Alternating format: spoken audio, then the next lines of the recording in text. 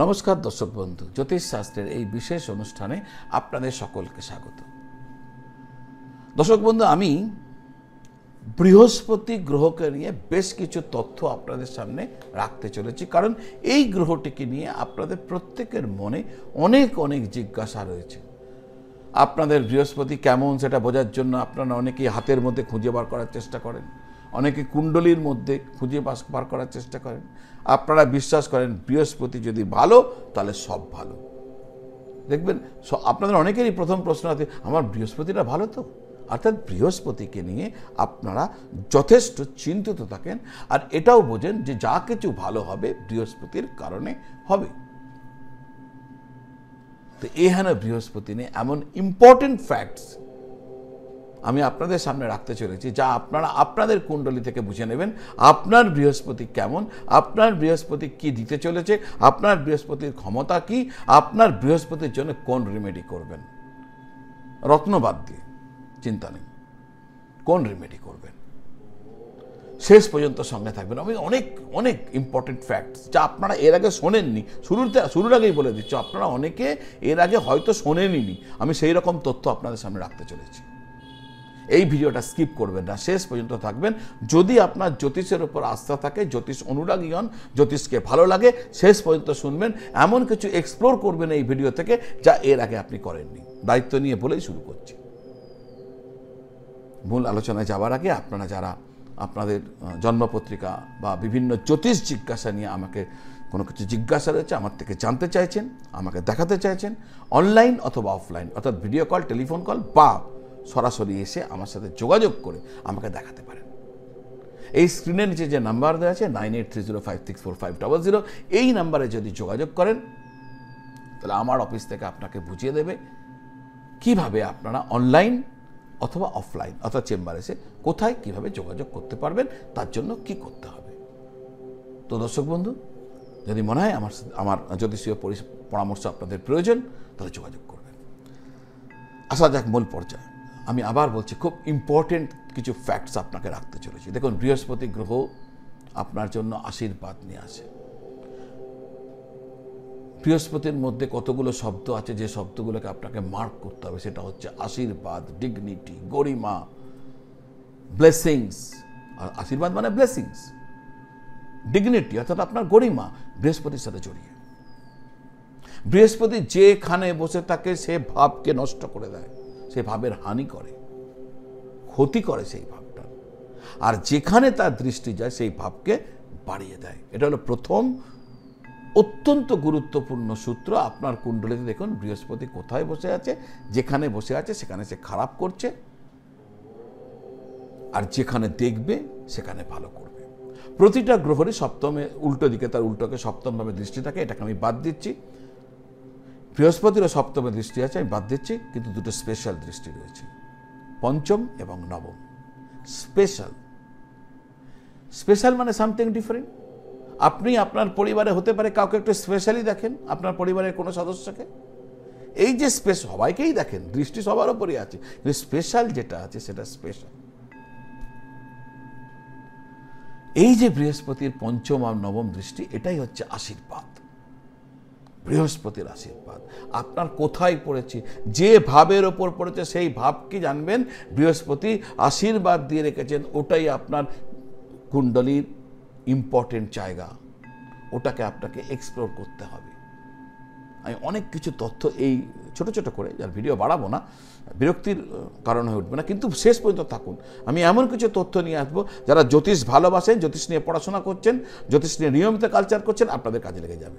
সাধারণ যারা শুনছেন তাদেরও কাজে লাগবে। একটা চমৎকার উদাহরণ আপনাদের সামনে রাখছি। দ্রৌপদীর 6 নম্বর ঘরে বৃহস্পতি ছিল। 6 নম্বর ঘর কিসের ঘর? রোগের ঘর। 6 নম্বর আর কিসের ঘর? শত্রুতার ঘর। বৃহস্পতি দ্রৌপদীর সাথে চরম শত্রু মনোভাব মানে আচরণ করা হয়েছিল, তার বস্ত্র হরণ করা হয়েছিল, তার গরিমাকে মাটিতে ধুলোয় মিশিয়ে দেবার জন্য মানে সবার সামনে তাকে এমনভাবে মানে নগ্ন করার চেষ্টা হয়েছিল। যা সাধারণ শত্রুরাও করতে পারে না। তাহলে তার শত্রু ভাব ছিল অত্যন্ত প্রবল, কারণ বৃহস্পতি 6 নম্বর ঘরে, 6 নম্বর ঘর শত্রুর ঘর। কিন্তু ওই বৃহস্পতির দৃষ্টি এসে পড়ছিল, পঞ্চম দৃষ্টি এসে পড়ছিল দশম ঘরে। দশম ঘর কিসের ঘর জানেন? দশম ঘর ভগবান নারায়ণের ঘর। আমরা বলি না 10 অবতার, দশম অবতার ভগবান নারায়ণ 10 অবতার রূপে কাজ করছেন। দশম ঘর ভগবান নারায়ণের ঘর। দশম ঘর আপনার কর্মের ঘর, সুকর্মের ঘর। তো এখানে দৃষ্টি আসার পড়া, দশম ঘর আপনার ডিগনিটির ঘর, গরিমার ঘর। এখানে বৃহস্পতি যেখানে দেখে দৃষ্টি দেয় সেটাকে বাড়িয়ে দেয়, বিশেষ করে স্পেশাল দৃষ্টি যেখানে পঞ্চম নবম। তো এখানে তার পঞ্চম দৃষ্টি পড়েছে, পরে তার গরিমাকে কোনোভাবেই ক্ষুণ্ণ করতে দেয়নি, তার ডিগনিটিকে ক্ষুণ্ণ করতে দেয়নি। হবেও তো না, বৃহস্পতির দৃষ্টি রয়েছে, তার সম্মানকে কেউ ভুলুণ্ঠিত করতে পারবে না। চেষ্টা প্রচুর লোক করবে, চেষ্টা হবেও করতে পারবে না। আর নারায়ণ ওইখানে রয়েছেন দশম ঘরে। আর ভগবান শ্রীকৃষ্ণ স্বয়ং নারায়ণ তার বন্ধু ছিলেন। আশা করি নবম পঞ্চম, এই যে পঞ্চম দৃষ্টির যে শক্তি, এটা বুঝতে পারছেন। আমি ছোট করে একটা উদাহরণ দিয়ে দিচ্ছি, খুব সংক্ষেপে বোঝার জন্য, নাট সেলে বোঝানোর জন্য, যে আপনারাও কিন্তু এই বৃহস্পতি যেখানেই আছেন না কেন, আপনারা কিন্তু পঞ্চমভাবে বৃহস্পতি দৃষ্টি দিয়ে রেখেছেন। এক্সপ্লোর করুন বৃহস্পতি কোথায় আছেন আর কোথায় দেখছেন। যেখানে লং শব্দটি লেখা আছে আপনার কুণ্ডলিতে, সেটা আপনার 1 নম্বর ঘর। এখান থেকে বামাবর্তে, বাঁ দিক দিয়ে বামাবর্তে আপনি দেখুন আপনার বৃহস্পতি কোথায় বসে আছেন। যেখানে বসে আছেন ওখান থেকে আবার বামাবর্তে 5 নম্বর ঘরকে জানবেন বৃহস্পতির পঞ্চম দৃষ্টি, আর 9 নম্বর ঘরে বৃহস্পতির নবম দৃষ্টি। নিজে নিজে খুঁজে বার করুন ওই পঞ্চম দৃষ্টি যেখানে গিয়ে পড়ছে আর নবম দৃষ্টি যেখানে গিয়ে পড়ছে, সেই দুটো ঘর কিন্তু আপনার জন্য অতীব মঙ্গলদায়ক। 6 নম্বর ঘর। আচ্ছা, আর একটা কথা আপনাদেরকে বলি, সেটা হচ্ছে যে যেখানে বসে সেখানে কেন খারাপ করছে, এটা আপনাদের অনেকের একটা প্রশ্ন হতে পারে। ভাই, বৃহস্পতি যেখানে বসছে সেখানে কেন খারাপ করছে, যেখানে দেখছে সেখানে তো ভালো করছে। এর উত্তর হচ্ছে, বৃহস্পতি কে? বৃহস্পতি হচ্ছে গুরু। গু শব্দের অর্থ হচ্ছে অন্ধকার, আর রু শব্দের অর্থ হচ্ছে আলো। তাহলে বৃহস্পতি গুরু, গুরু হচ্ছে আলো।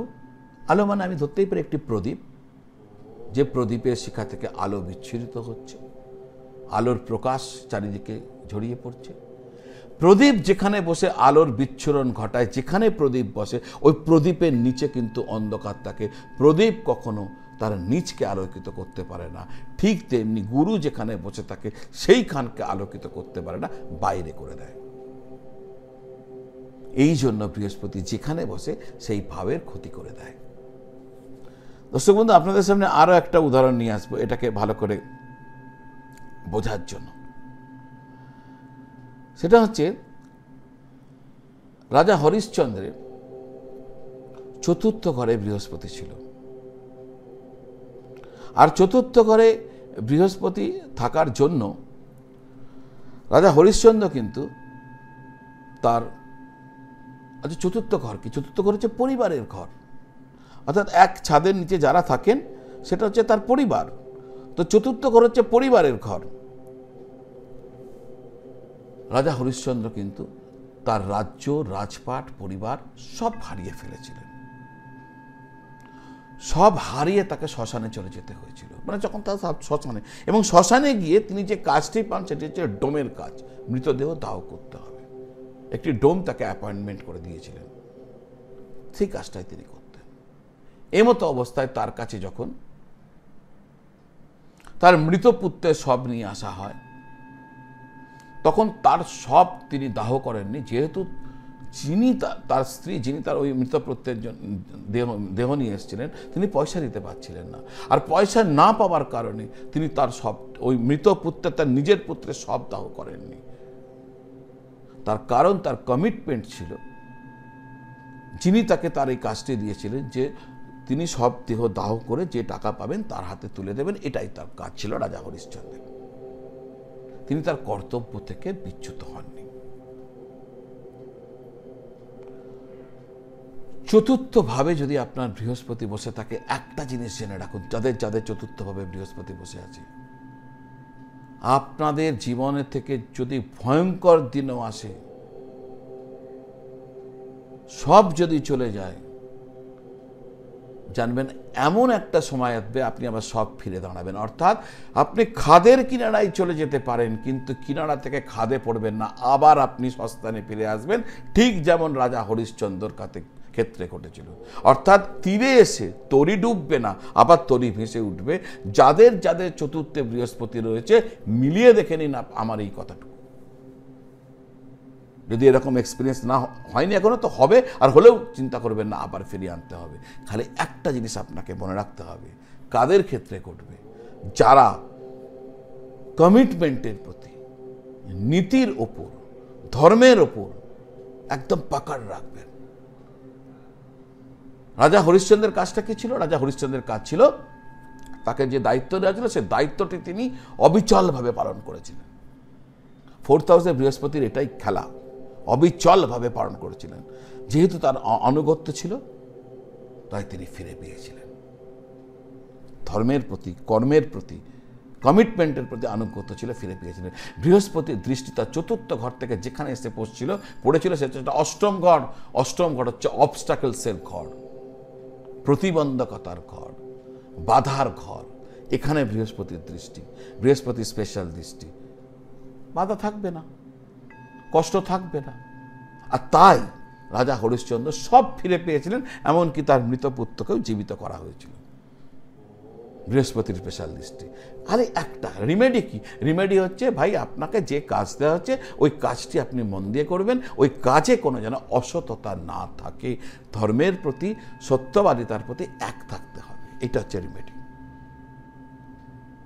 ভগবান রামচন্দ্রের 1 নম্বর ঘরে লগ্নে বৃহস্পতি ছিল, যেখানে বলতে সেখানে খারাপ করে। লগ্ন দেহ, একটা রাজা, তিনি তো রাজা মানে কি, রাজাই রাজ্যে থাকবেন, ভালো মন্দ খাবেন, এনজয় করবেন, রাজা হয়ে বসে থাকবেন, দাস দাসী হাজার হাজার লোক, ভালো মন্দ সব তার মুখের সামনে। এই তো রাজা। ভোগ করবে কে? লগ্ন। লগ্ন মানে দেহ, রাজা রামের দেহ ভোগ করবে। তো লগ্নে বৃহস্পতি, ভাবটা খারাপ করছে, ফলে তিনি চলে গেলেন বনে। বনে, বুঝতেই পারছেন, বন তো আর ভালো জায়গা না। বনে গিয়ে কষ্ট করে থাকতে হয়েছিল, তাকে ফলমূল খেতে হয়েছিল, তো কষ্ট পেয়েছিলেন। কেন কষ্ট পেয়েছিলেন? কারণ লগ্নের বৃহস্পতি। কষ্ট কে পাবে? লগ্ন পাবে। লগ্ন মানে কি? তনুভাব, দেহভাব, কষ্ট পাবে, পেয়েছে। কিন্তু তার দৃষ্টি কোথায় স্পেশাল? তার পঞ্চম দৃষ্টি পঞ্চমে, নবম দৃষ্টি নবমে, ভাগ্য। আর তিনি যেহেতু ভাগ্য হচ্ছে ধর্ম, সততা, ন্যায়, নীতি, এইগুলো যেহেতু তিনি প্রতীক ছিলেন, তাই তিনি পুরুষোত্তম, মর্যাদা পুরুষোত্তম বলে যদি কোনো ভগবানকে ডাকা হচ্ছে, তিনি রামচন্দ্র। এটাই হচ্ছে মজা, দর্শক বন্ধু, খেলা। দর্শক বন্ধু, বৃহস্পতিকে বুঝতে গেলে আপনাকে দেখতে হবে আপনার বৃহস্পতি কোথায় দৃষ্টি দিচ্ছে। আর একটা ইম্পর্টেন্ট ফ্যাক্টস বলে দিচ্ছি, 4খানা ত্রিকোণ আছে আপনার কুণ্ডলিতে। কি ত্রিকোণ? ধর্ম ত্রিকোণ, অর্থ ত্রিকোণ, কাম ত্রিকোণ আর মোক্ষ ত্রিকোণ। 4টে ত্রিকোণ আছে। এই ত্রিকোণ খুব ইম্পর্টেন্ট। দেখে নিন আপনার বৃহস্পতি কোন ত্রিকোণে বসে রয়েছে। 1, 5, 9 আপনার লগ্ন থেকে 1 নম্বর, 5 নম্বর, 9 নম্বর হচ্ছে আপনার ধর্ম ত্রিকোণ, যেটা রাজা রামচন্দ্রের ছিলেন। 2, 6, 10 এটা হচ্ছে অর্থ ত্রিকোণ। 2, 6, 10 অর্থ ত্রিকোণ। 3, 7, 11 এটা হচ্ছে কাম ত্রিকোণ। 4, 8, 12 এটা হচ্ছে মোক্ষ ত্রিকোণ। যদি আপনার 1, 5, 9 বৃহস্পতি আছে, আপনাকে ধর্মকে প্রাধান্য দিতে হবে, সুনীতিকে প্রাধান্য দিতে হবে, আধ্যাত্মিকতাকে প্রাধান্য দিতে হবে। 2, 6, 10 থাকলে আপনাকে নিজের কাজকে প্রাধান্য দিতে হবে, কামকে প্রাধান্য দিতে হবে। অর্থাৎ অর্থ যেভাবে রোজগার করবে, সে অর্থ রোজগারের জন্য আপনাকে সঠিক অর্থে, বাস্তবিকভাবে আপনাকে প্রাধান্য দিতে হবে। 3, 7, 11 একইভাবে আপনার কাজকে গুরুত্ব দিতে হবে, অন্যায় কাজ থেকে দূরে থাকতে হবে। আর 4, 8, 12তে যারা থাকবেন, এটা মোক্ষ ত্রিকোণ। জানবেন ভালো গুরু আপনার জীবনে আসবে, এসেও যাবে। আর গুরু আপনার 4, 8, 12 আপনাদের জন্য অর্থ নয়, আপনাদের জন্য সে অর্থ হয়তো অনেকেই রোজগার করবেন, খুব রোজগারও করছেন, কিন্তু অন্তিমে দেখবেন আপনাদের মধ্যে এমন এক ভাব এসে উৎপন্ন হয়েছে যে এবার আমাকে ভালো গুরু সন্ধান চাই, ভালো গুরু পেতে চাই। আর যদি আপনাকে নিজেকে ভালোভাবে কোনো গুরুর সঙ্গে কানেক্টেড করে নিতে পারেন, ওই অর্থ যা আপনি চান তার 2-এর জায়গায় 10 হয়ে যাবে। এমনি এমনি যারা বড় বড় ধনী ব্যক্তি, তাদের একজন করে মাথায় হাত রেখেছেন গুরুদেব, এমনি এমনি হয়নি। গুরুর আশীর্বাদ আপনাদের লাগবে। দর্শক বন্ধু, যে ভাবের সাথে বৃহস্পতি জুড়ে থাকতে বলেছে, ধর্ম ত্রিকোণ না, কাম ত্রিকোণ না, অর্থ ত্রিকোণ না, মোক্ষ ত্রিকোণ, সেইভাবে যদি জুড়ে থাকতে পারেন, বৃহস্পতির নবম পঞ্চম দৃষ্টি আপনাকে সব সময় রক্ষা করে যাবে, সব সময় আপনাকে রক্ষা করে যাবে। আর একটা কথা মনে রাখবেন, রিমেডি বলেছিলাম না, রিমেডি বলবো, বেস্ট রিমেডি। বৃহস্পতি উচ্চ হয় কোন রাশিতে? যদি আমি আপনাদের সামনে প্রশ্ন রাখি, বৃহস্পতি উচ্চ হয় কোন রাশিতে? উত্তর হচ্ছে কর্কট রাশিতে। কর্কট রাশির অধিপতি কে? কর্কট রাশির অধিপতি হচ্ছে চন্দ্র, অর্থাৎ চন্দ্রমা, অর্থাৎ আপনার মা। আপনি আপনার মাকে যত বেশি জড়িয়ে ধরবেন, যত বেশি তার সেবা করবেন, যত তাকে প্রসন্ন করবেন, আপনার বৃহস্পতি তত ডেভেলপ করতে থাকবে। এটি হচ্ছে বেস্ট রেমেডি আপনাদের জন্য। তো দর্শক, আরও একটা জিনিস আছে, দেখুন আমি লিঙ্ক করলে লিঙ্ক হয়ে যাবে। দেখবেন অনেকেই বৃহস্পতির জন্য, বৃহস্পতির চন্দ্রমাতে বললাম, বৃহস্পতির দেবীকে, অধিষ্ঠাত্রী দেবীকে, উত্তর হচ্ছে তারা মা, আবার মা। বৃহস্পতিকে প্রসন্ন করতে চান, নিজের মাকে সবার আগে প্রসন্ন করুন, তাকে খুশি রাখুন, তাকে জড়িয়ে ধরুন, তাকে সেবা করুন। আর হ্যাঁ, জগৎ মা, তারা মা, তার মায়ের শরণাপন্ন হয়ে যান। আপনি মিলিয়ে নেবেন, আপনারা আমাকে কমেন্ট বক্সে লিখবেন যে হ্যাঁ, এটা করার পর আমার লাভ হয়েছে কি হয়নি। 100% হবে দর্শক বন্ধু। তো আজ এই পর্যন্ত। যদি মনে হয় এই কন্টেন্ট কাজের কন্টেন্ট, আপনাদের কন্টেন্ট ভালো লাগে বা ভালো লেগে থাকে, তাহলে অন্তত একটু কমেন্ট করে জানাবেন কেমন লাগছে, এতে আমি মোটিভেট হব। পাশাপাশি যদি আমার এতক্ষণ অবধি ভিডিও দেখেছেন আর এই চ্যানেলটি আপনার সাবস্ক্রাইব করা নেই, আমার চ্যানেলটি সাবস্ক্রাইব করে বেল আইকন প্রেস করে দেবেন। মাত্র 5 সেকেন্ড সময় লাগবে, আর এটা আমার অনেক কাজে লাগবে। তো আজ এই পর্যন্ত। আপনারা সকলে ভালো থাকুন, সকলকে ভালো রাখুন। নমঃ শিবায়।